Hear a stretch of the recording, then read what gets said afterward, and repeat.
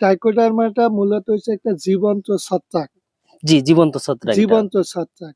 এই জীবন্ত ছত্রাকটা আপনি চেষ্টা করবেন কোনো কেমিক্যাল বা রাসায়নিক সারের সাথে দেওয়া যাবে না। প্রয়োগ করা যাবে না। প্রয়োগ করা যাবে না। এটা প্রয়োগ করলে কি হবে? ওই জীবন্ত ছত্রাকটা মারা যাবে। কোনো কাজেই আসবে না। কোনো কাজে আসবে না। আপনি এই ট্রাইকোডার্মাটা যদি আপনি দেন, মাটি শোধন করতে পারবেন। মাটি শোধনের ক্ষেত্রে শুধু মাটি এবং ট্রাইকোডার্মা মিক্সার করে দিবেন। অথবা জৈব সার। জৈব সারের সাথে ট্রাইকোডার্মাটা মিক্সার করে দিবেন। মাটি শোধনের ক্ষেত্রে প্রতি বিঘাতে ৩৩ শতকে ৫০০ গ্রাম। ৫০০ গ্রাম। হ্যাঁ। আর যদি আপনি শুধু জৈব সারের সাথে দিতে চান, স্প্রে করতে চান, তাহলে প্রতি লিটার পানিতে ৫ গ্রাম। ৫ গ্রাম। ৫ গ্রাম হারে দিবেন শুধু পানি এবং ট্রাইকোডার্মা। এটা ফসলে কতদিন বয়স হলে দিলে ভালো হয়? এটা ফসল তো বাড়ন্ত বয়সে।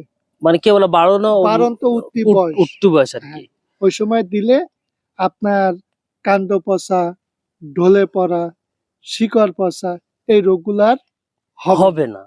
যদি কাণ্ড পচা, ঢলে পড়া, শিকড় পচে যায়, যদি লেগে যায়, তখন আর এতে কাজ করবে না। তখন আপনার দিতে হবে কেমিক্যাল ছত্রাক। আর এটা হলো জীবন্ত ছত্রাক। এটা হচ্ছে জীবন্ত ছত্রাক। ট্রাইকোডার্মাটা জীবন্ত ছত্রাক। দুইটা পার্থক্য।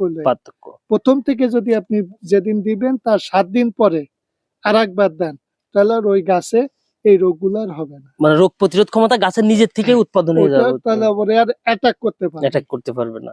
তার মানে আমরা যদি এটা ব্যবহার করি তাহলে বিভিন্ন প্রকারের যে রাসায়নিক ছত্রাকনাশক আছে এটা আমাদের পরে ইউজ পরিমাণে খরচ কমাবে। খরচ সেভ হবে। কৃষকের গাছ সুস্থ সবল থাকবে, আবার সাইড ইফেক্টটা থাকছে না। জি।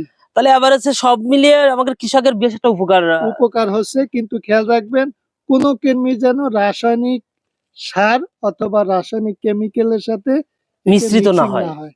বিষ বলেন, হ্যাঁ, মানে এক কথাই কি আমরা একদম ইউরিয়া ওর সাথে ইউজ করব না। করা যাবে না। ঠিক আছে, আমাদের দর্শক বিন্দুরা আমরা পরবর্তী কোনো পর্বে ভাইয়ের সাথে আবার নতুন কোনো মেডিসিন না আমরা আলাপ করবো ইনশাল্লাহ। সবাই ভালো থাকবেন, আমাদের সাথে থাকবেন।